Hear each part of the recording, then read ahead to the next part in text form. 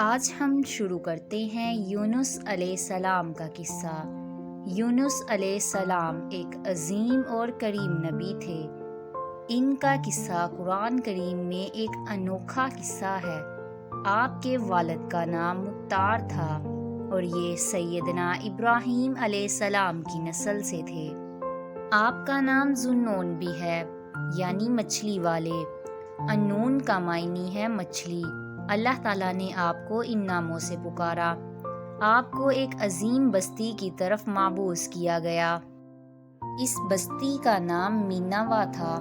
یہ عراق کے شمال میں واقع تھی۔ نینوا بستی کے سامنے دریائے حجلہ واقع تھا۔ امام ابن کثیر رحمۃ اللہ نے نینوا کے بارے میں اور ان آثار و واقعات کے بارے میں لکھا ہے جو ان کے زمانے میں موجود تھی۔ وہاں کچھ بت تھے جو اوندھے منہ گرے پڑے تھے۔ اللہ تبارک و تعالیٰ نے حضرت یونس علیہ السلام کو نینوا کی طرف رسول بنا کر بھیجا۔ اللہ تعالیٰ سورۃ الصافات آیت نمبر 139 میں فرماتے ہیں، اور بے شک یونس رسولوں میں سے تھے۔ آگے آیت نمبر 147 میں اللہ فرماتا ہے، اور ہم نے اسے 1,00,000 بلکہ اس سے بھی زیادہ آدمیوں کی طرف بھیجا، یعنی ان کی تعداد 1,00,000 سے زیادہ تھی۔ رہا یہ سوال کہ لاکھ سے کتنے زیادہ تھے، اکثر علماء کرام نے وضاحت کی ہے کہ وہ 1,00,000 سے تقریباً 20,000 زیادہ تھے۔ اس طرح بستی والوں کی تعداد 1,20,000 تھی، اور وہ سب کفر پر تھے۔ یونس علیہ السلام انہیں سال ہاں سال دعوت دیتے رہے، لیکن وہ کفر پر ڈٹے رہے۔ پھر انہوں نے حضرت یونس علیہ السلام پر ظلم و جبر شروع کر دیا۔ انہیں دھمکیاں دی اور مصائب سے دوچار کیا۔ مطلب یہ کہ جس طرح دوسرے انبیاء کرام علیہ السلام کے ساتھ کیا گیا، ان کے ساتھ بھی وہی سلوک ہوا۔ آخر آپ نے اپنی قوم کو اللہ کے عذاب سے آگاہ کرتے ہوئے اعلان فرما دیا کہ فلاں دن تم پر عذاب آ جائے گا۔ پھر خود غصے کی حالت میں اس بستی سے نکل گئے، جبکہ اللہ تعالیٰ نے انہیں متعین دن کی مہلت دینے کی اجازت تو دی تھی، لیکن بستی سے جانے کا حکم نہیں دیا تھا۔ جب آپ نے انہیں یہ مہلت سنائی تھی اور اس وقت غصے کی حالت میں خود اس بستی سے نکل گئے۔ سورۃ الانبیاء آیت نمبر 87 میں اللہ تعالیٰ فرماتے ہیں کہ مچھلی والے کو یاد کرو جب کہ وہ غصے سے چل دیا اور خیال کیا کہ ہم اسے نہ پکڑ سکیں گے۔ اس آیت کی تفصیل میں امام زازی رحمۃ اللہ لکھتے ہیں، جس نے یہ گمان کیا کہ اللہ اسے پکڑنے کی قدرت نہیں رکھتا، وہ آدمی کافر ہے۔ سیدنا امیر معاویہ رحمۃ اللہ سے روایت ہے کہ انہوں نے سیدنا ابن عباس رحمۃ اللہ سے کہا کہ آج رات قرآن کریم کی چند آیات کے معنی میں الجھ کر رہ گیا ہوں۔ مجھے کوئی راستہ نہیں مل رہا کہ اس الجھن سے کس طرح نکلوں۔ مجھے بس آپ ایسے نظر آتے ہیں جو ان آیات کا مطلب بتا سکتے ہیں۔ کم از کم میں ان آیات کی تفصیل اور تعبیر نہیں سمجھ سکا۔ سیدنا ابن عباس رحمۃ اللہ نے پوچھا، وہ کون سی آیات ہیں؟ سیدنا امیر معاویہ رحمۃ اللہ نے فرمایا کہ یونس علیہ السلام کا یہ خیال کرنا کہ اللہ تعالیٰ ان پر قدرت نہیں رکھتے۔ یہ سن کر سیدنا ابن عباس نے فرمایا، اس سے مراد یہ نہیں ہے۔ یہ لفظ قدر یہاں تنگی کے معنی میں آیا ہے، قدرت اور طاقت رکھنے کے معنی میں نہیں۔ تنگی کے معنی کی مثال سورۃ الطلاق آیت نمبر 7 میں ہے، اور جس پر اس کے رزق کی تنگی کی گئی ہو، اسے چاہیے کہ جو کچھ اللہ تعالیٰ نے اسے دے رکھا ہے اسی میں سے اپنی حیثیت کے مطابق دے۔ اور اس آیت سے بھی یہی معنی مراد ہے کہ انہوں نے گمان کر لیا کہ ہم ان پر تنگی نہیں کریں گے، یعنی ان کا خیال یہ تھا کہ اگر وہ اللہ کی اجازت کے بغیر نکل کھڑے ہوئے ہیں، پھر بھی اللہ ان پر تنگی نہیں کریں گے، کیونکہ وہ اللہ کے ایک معزز نبی اور رسول ہیں۔ اور ان کی قوم کے لوگ اللہ کی گرفت اور عذاب کے مستحق ہیں۔ انہی پر اللہ کا عذاب نازل ہونے والا ہے۔ اس عذاب کی خبر انہیں پہلے ہی سنا دی گئی ہے اور مہلت دے دی گئی ہے، مگر وہ خود اگرچہ اللہ کی اجازت کے بغیر ہی چل آئے ہیں، پھر بھی انہیں سرگزش نہیں کیا جائے گا اور وہ کسی گرفت میں نہیں آئیں گے۔ اللہ تعالیٰ ان کے لیے کوئی تنگی نہیں فرمائیں گے۔ اللہ تعالیٰ سورۃ الانبیاء آیت نمبر 87 میں فرماتے ہیں، اس نے خیال کیا کہ ہم اس کو پکڑ نہیں سکیں گے، مطلب یہ کہ ہم ان پر کوئی سزا نہیں کریں گے اور کسی قسم کی کوئی تنگی نہیں کریں گے، اور وہ سمندر کی طرف چل دیے۔ انہی دنوں عذاب الہی کی کچھ علامات نینوا بستی پر ظاہر ہونا شروع ہو گئی۔ ایک بہت بڑا سیاہ بادل ان کی طرف بڑھنے لگا۔ اس بادل میں آگ کے شعلے دکھائی دینے لگے۔ ان لوگوں نے یہ بادل وہ مطمئن دنوں میں سے پہلے ہی دن دیکھ لیا۔ اس کو دیکھتے ہی وہ سمجھ گئے کہ جس طرح سید یوسف علیہ السلام نے انہیں آگاہ کیا تھا، یہ عذاب ان پر نازل ہو کر رہے گا، اور جو عذاب حضرت لوط علیہ السلام کی قوم پر آیا تھا وہ اس کے بارے میں بھی اچھی طرح جانتے تھے۔ وہ بستی ان کی بستی کے قریب ہی تھی، اس لیے وہ ڈر گئے۔ ان کے سردار جمع ہوئے اور کہنے لگے، جیسے تم سے پہلے لوگوں پر عذاب اترا کرتے تھے، تم پر بھی یہ نازل ہو کر رہے گا، جلدی کرو، سب جمع ہو جاؤ۔ چنانچہ انہوں نے اس بات پر اتفاق کر لیا کہ حضرت یونس علیہ السلام نے بالکل سچ فرمایا تھا۔ اللہ کی قسم، یہ بالکل وہی عذاب ہے، تم اللہ کے عذاب سے نجات نہیں پا سکو گے۔ اس سے بچنے کی ایک ہی صورت ہے کہ تم ایمان لے آؤ اور توبہ کر لو۔ اس طرح وہ سب کے سب ایمان لے آئے اور توبہ کر لی، لیکن حضرت یونس علیہ السلام وہاں موجود نہیں تھے۔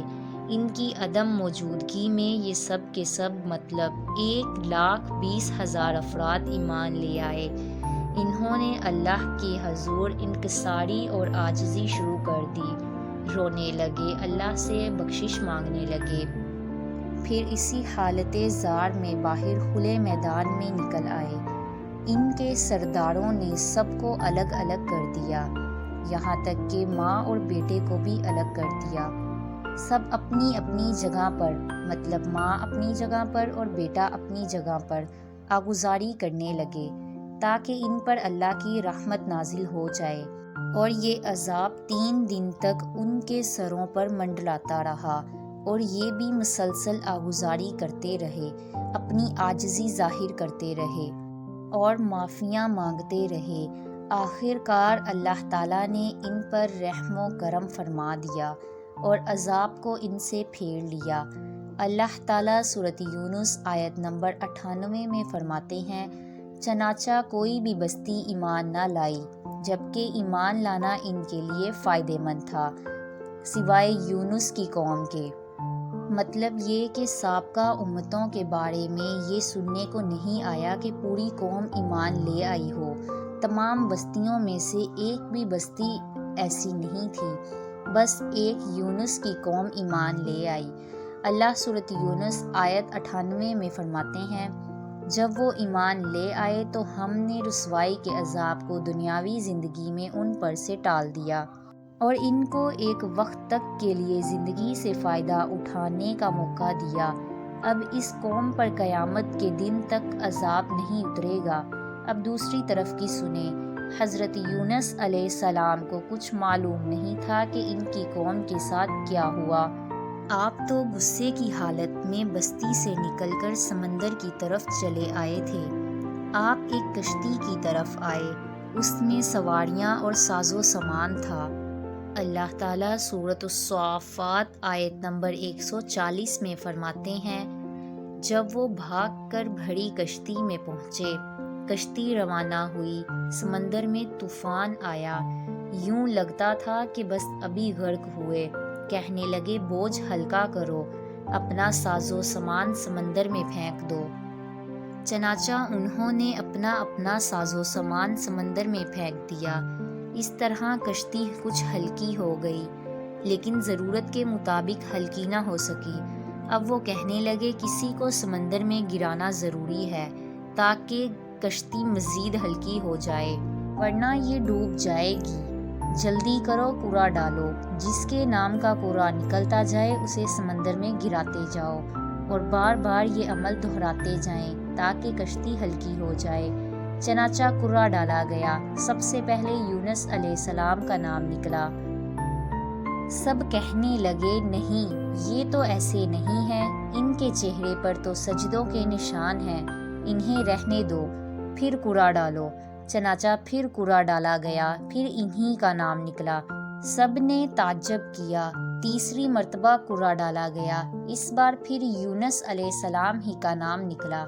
اللہ تعالیٰ سورۃ الصافات آیت نمبر 141 میں فرماتے ہیں، پھر کوڑا اندازی ہوئی تو یہ مغلوب ہو گئی، ہر بار اسی کا نام نکلا۔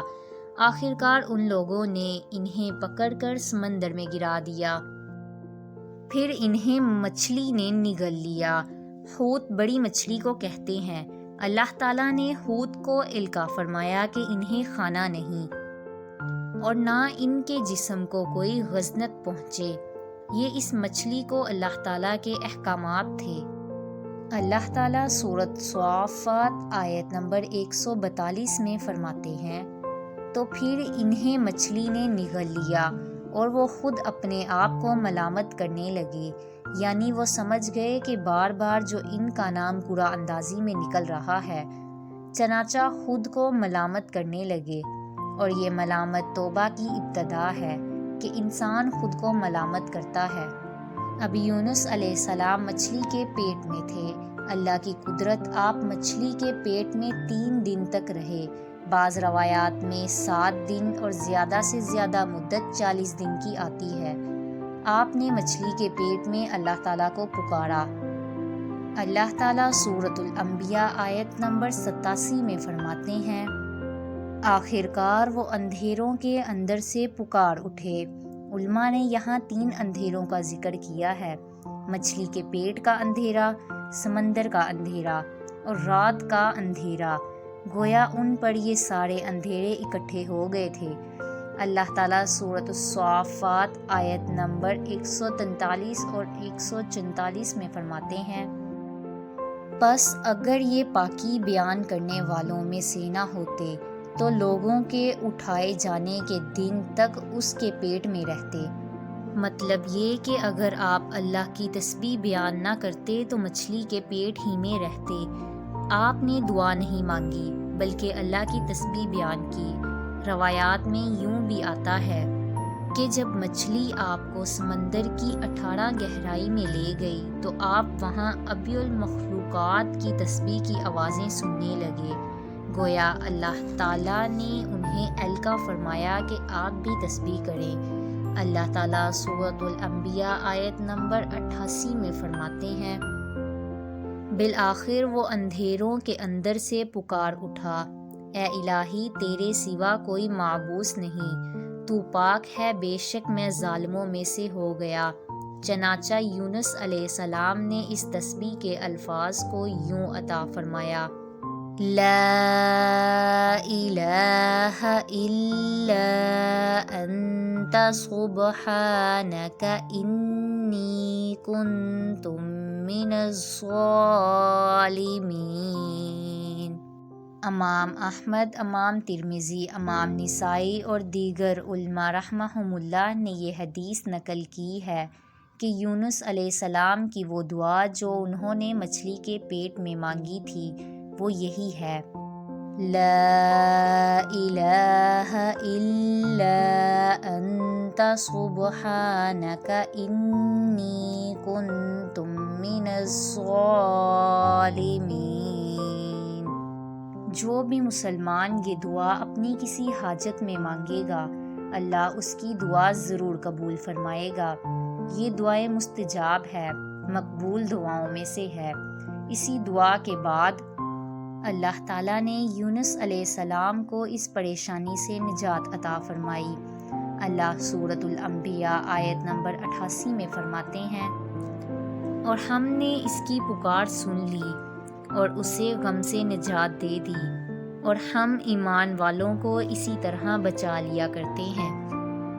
ایک صحابی نے نبی کریم صلی اللہ علیہ وآلہ وسلم سے پوچھا، اے اللہ کے رسول صلی اللہ علیہ وآلہ وسلم، یونس علیہ السلام نے جو دعا مچھلی کے پیٹ میں مانگی، کیا وہ صرف انہی کے لیے تھی یا ان کے بعد اہل ایمان کے لیے بھی ہے؟ تو آپ صلی اللہ علیہ وآلہ وسلم نے فرمایا، یہ دعا یونس علیہ السلام کے لیے خاص تھی اور سب اہل ایمان کے لیے عام ہے۔ جو بھی اس دعا کو پڑھے گا اللہ اسے رنج و غم سے نجات دیں گے۔ ایک قول کے مطابق تقریباً 40 روز آپ کی یہی دعا رہی۔ اس مدت کے ختم ہونے پر اللہ تعالیٰ نے آپ کی دعا کو قبولیت بخشی۔ مچھلی ساحل پر پہنچی، انہیں کنارے پر ڈالا اور واپس چلی گئی۔ اس بات کو اللہ تعالیٰ نے سورۃ الصافات آیت نمبر 145 میں یوں بیان فرمایا ہے، بس اسے ہم نے چٹیل میدان میں ڈال دیا اور وہ اس وقت بیمار تھے۔ آپ وہاں اسی طرح لیٹے رہے، پھر اللہ کی قدرت سے آپ کے قریب ایک بیلدار درخت اگا، جیسا کہ سورۃ صافات آیت نمبر 146 میں ہے کہ اس پر سایہ کرنے والا ایک بیلدار درخت ہم نے اگا دیا۔ رفتہ رفتہ آپ کی حالت بہتر ہو گئی اور آپ اٹھنے کے قابل ہو گئے، اور یہ سب اللہ تعالیٰ کی مہربانی سے ہوا۔ جب آپ کی صحت لوٹ آئی تو اللہ تعالیٰ نے آپ کو پھر آپ کی قوم کی طرف بھیجا، جیسا کہ سورۃ الصافات آیت نمبر 148 میں ہے، اور ہم نے اسے 1,00,000 بلکہ اور زیادہ آدمیوں کی طرف بھیجا، بس وہ ایمان لے آئے اور ہم نے انہیں ایک زمانے تک آسائش دی۔ وہ سب کے سب آپ پر ایمان لے آئے تھے۔